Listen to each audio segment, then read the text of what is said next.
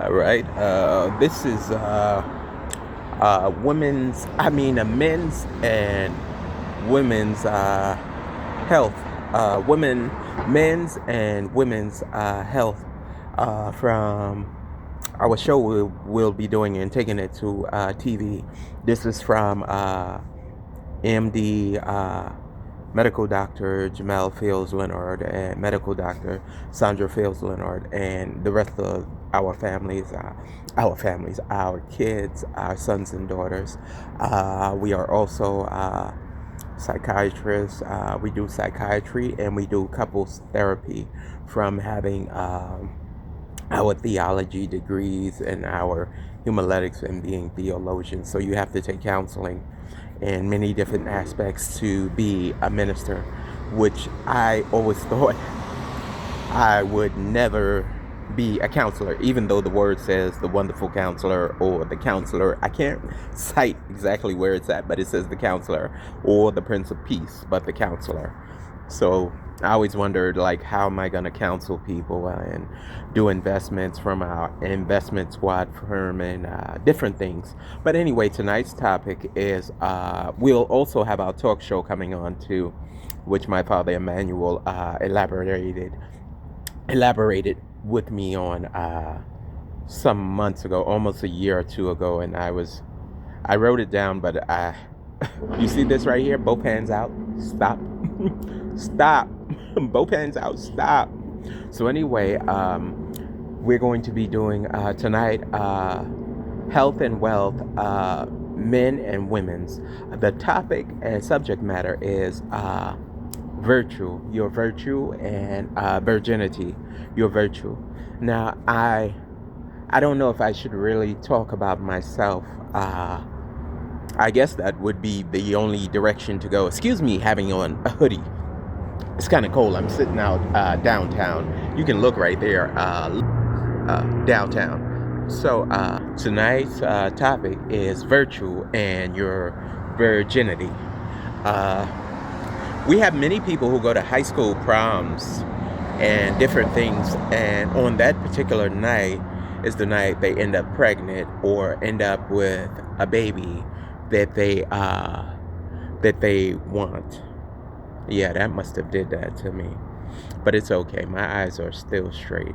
They end up with a baby or a child in their womb after that night of prom. I'm going to say to you, if he's not a high school sweetheart you've been with for 4 years, and even if it's 4 years, wait and protect yourself. Protect yourself, men and women. You do not want unwanted children or first-time baby or a maybe baby. Maybe baby. Maybe baby. How many people seen that? Maybe baby. It's not funny, it's a serious matter. So I suggest that you wait till after prom and see if he wants to go along to college with you.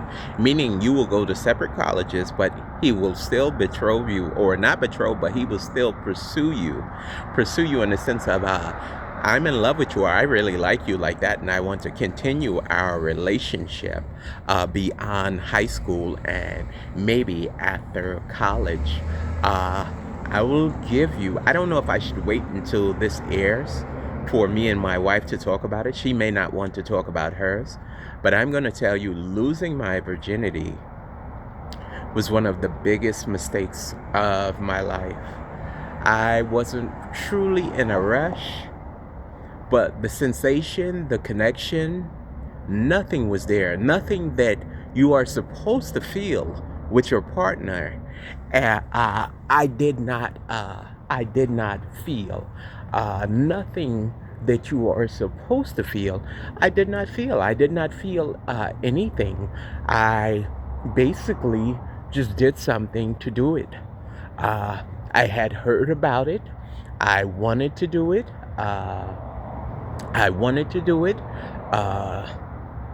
It is something that I regret. I wish I would have waited for my soulmate, if you will.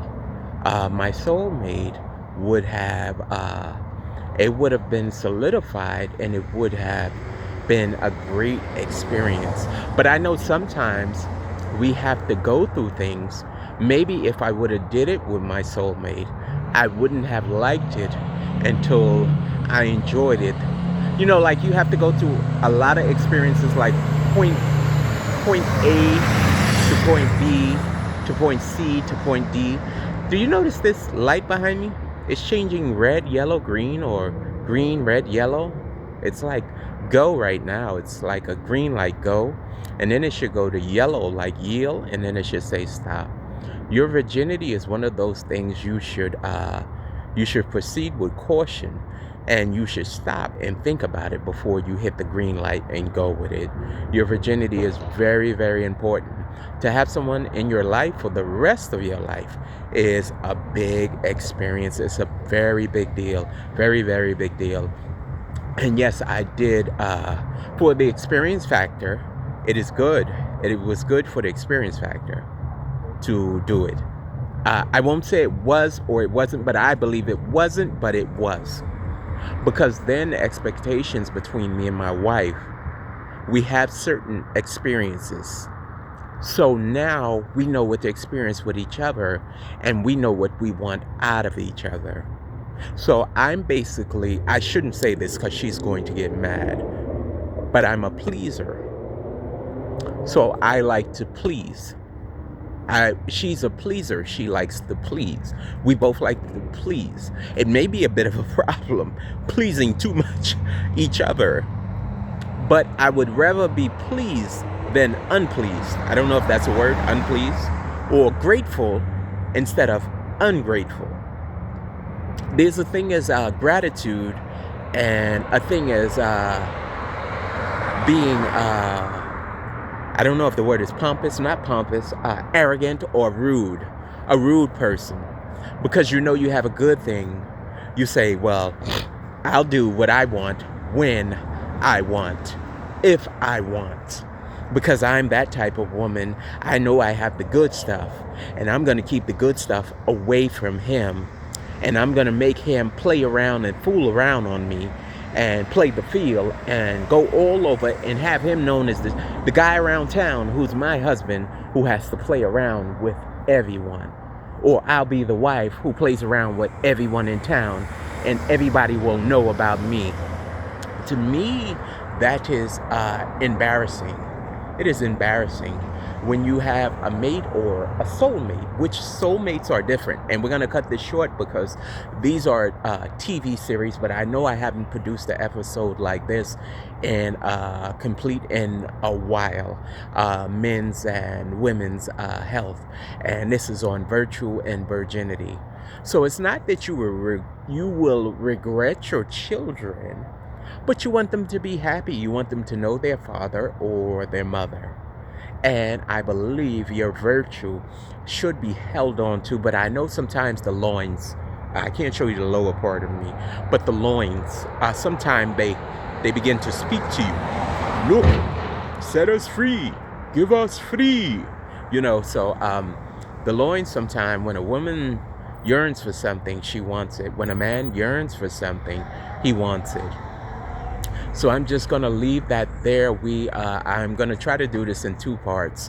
It's a little elongated. I went over 5 minutes, and that's the time frame for smaller platforms. But I would suggest that you see that green light, you go when it's time, when you're mature enough to understand what giving your body or yourself or your being to someone means. I'm not saying because you're 20 and you're in college or high school. You get out of high school, I got out 17 or 18. So 17 or 18, you're still figuring yourself out somewhat. So around 20, 21, I would suggest it. And also for marriage, there's not a criteria or age. But I'm going to tell you, I think I was 24 or 25, my first marriage, even though my first marriage is to my wife, Sandra, minister, inventor, professor, PhD, philanthropist, writer, all around phenomenal woman. Can you wait till we have her award ceremony and I serenade her? And she comes on stage and she's like, can you stop, please? Can you stop? Now listen, everyone. It's going to be a great night when we have that for her, for governor, and we award her and accredit her with different things that she has done in the community and in the world. But what I'm saying basically is, I would suggest that you, to younger people, you wait. To the 144s out there, I want to get to the 144s in the biblical book, in the Bible. A lot of you have been looking to come out of a 144. I don't know if you know what a 144 in Jesus Christ is. Yes, I am, and I'm about that life. The 144s belong to Jesus Christ. If you don't know the word, you need to get into it. Not in the whole book of Revelations, but read past the 144 and who they belong to. 144s are, Father, if you lead me to keep going, I'll keep going, but just on this specific subject very quickly, and I'll close the gap very quickly on them.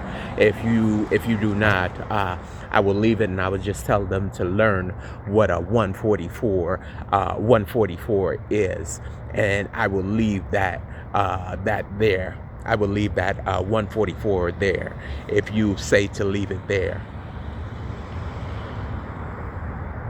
I think he's saying to leave it, but I want to leave you with this. They are very sacred and very, very holy. They are holiness in its pure entirety form. You are not supposed to mess with them or tamper with them. I'm going to tell all of you men something. I've come across virgins in my life.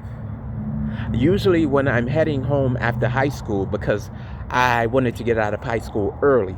So I took all of my classes young. I did night school in Brooklyn, night school in Staten Island to get out of high school early. So when I had my senior year in Staten Island, I got out of school like 12 or 1 o'clock early because I had taken all my classes so I can graduate. Usually I would be up to something. My mother and father both worked during the day. So I had time to get home early. The two people that lived there, the other 2 people, they would be gone allegedly at school. So I had time to talk to different females in school. So usually I'm coming home with someone after school. But in our conversation, we would begin to talk. And I would find out that maybe one, I think it was one, or maybe twice, I don't know, twice or 3 times, but I know definitely one. We were talking, and almost we were like 5 minutes away from my house, from my building.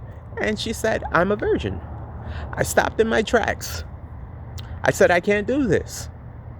She said, what? I said, I can't do this because you're a virgin. I said, I'm no good for you. I am no good for you.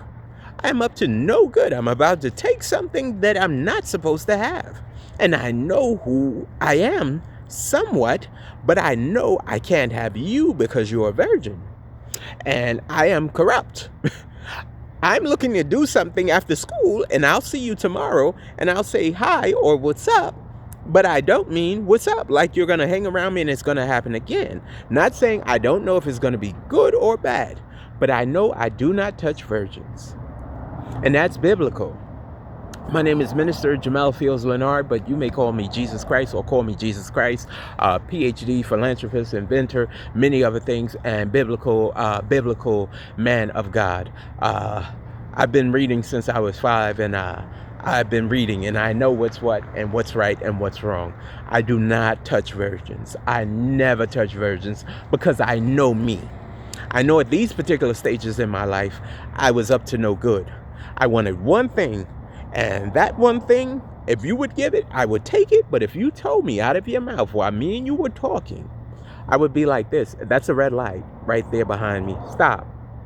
I would go out, stop. And I don't mean any disrespect, but I'm saving you from something and I'm saving me from something. And the people who did it to me, or I did it, it was willingly, but I wish somebody would have told me, stop. And I want to tell all of you teens, you women who save yourself for weddings and different people, and especially the 144s, because I heard you out there. you are coming out of being 144. I want you to be careful with these guys out here. I want the guys who are virgins to be careful with these girls out here. I'm also talking to, I'm going to do this right quick. I probably shouldn't.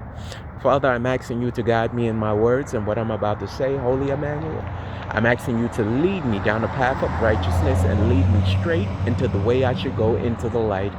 We have a red light behind us. I have to say it like this. I don't really like the term, it's raw, but it is what it is, homosexual. I will say gay people, or gay being gay, which is a choice, either left or right. There are people who have left the lifestyle of being gay, men and women. You have been looking for guidance from me as a minister, me and my wife. I want to tell you, you're getting ready to take a big chance and a big step being around someone. Some of you might have relations with a man or woman for the first time or in a long time, and you may or may not get married. What I'm going to tell you other people about these people, I know it's going to sound strange, my people, because they have converted and they chose to follow the Lord. They chose to follow Emmanuel. See, it's a red light still. They chose to follow me and my wife and our kids and my family and our bloodline. Many people had thought things about us which were not true. But this is about you. If I find out you're trying to break them or hurt them and bring them back into a lifestyle that is not conducive to the way they live, you are going to be punished with death. And I have to issue death upon you, because this is very serious. If they're looking to change their lifestyle and they're looking to change their styles, give them a chance. There's certain things people don't change. I mean, as a whole, like changing around, but they can change a style. Just like I'm wearing a hoodie today. Usually I don't wear hoodies. You understand what I'm saying? That's a style. That's a style. I usually don't wear hoodies. Even though you can say, well, that's a strange sermon or a lesson plan in a parable, an analogy, gay and homosexual and heterosexual. What I'm going to tell you is be careful with people. They look to hurt, harm, and maim people. Be careful. Take your time. I used to do this thing, phone calls, and I hate to do this because my wife is listening in. I used to stay on the phone for hours with people. I would fall asleep on the phone with people. It is a good thing to get to know people. Going out, having lunch, phone calling, texting. Even though people don't like text, I usually don't like to talk. I usually text people to keep it short.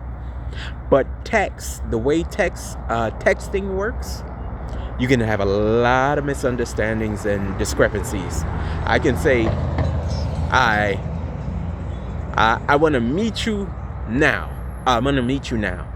Let me go meet you now, or whatever the wording is. So it would be a misunderstanding in text. But I just wanted to tell you that for the 144s and the people who are gay, male and female, who are coming out of a lifestyle. See, it's a green light now. It's a green light. That means it's a go. It's a go for you. But it's turning yellow. Caution. Caution. Take your time. Red. Stop. Don't rush anything. If you have to put your hands up and say stop to them, look, this is moving too fast. I don't understand this. This feels strange. It feels weird. You can say stop. Let's slow down. But if you feel like there's a connection, don't throw away that connection. Take your time. And I'm going to tell you one more thing, and this is unlike the way that I am supposed to teach and different things and the way I teach. Shoes. Do you understand what shoes are? Sometimes you have to try on different shoes before you can find the right fit. For some people, I know what the word says, and I know what my father says and I say. But for you, you are a different group and a particular type of people in a particular situation. And I feel like shoes sometimes needs to be tried on, different shoes. You know, not to go through a whole bunch of shoes. Like, look, I need 100 shoes. I got to try 100 shoes. No, not 100 shoes. You try a couple of pair of shoes. You may not even want to put them on. You just may buy them and have them on the shelf to look at them. You may just want a lunch buddy. You may just want a talking partner, and that talking partner may turn into something else. So I just wanted to leave that there with you. We are at 20 minutes. And I want you to know I love you, and be blessed and be whole, and love Emmanuel, love God, and love the Holy Ghost, love my wife and my kids, and I love you. It's nothing that I said is wrong. Virtue is virtue. You have some gay people who are virgins too. They never have been with a man. They never have been with a woman. I can give you my opinion on it.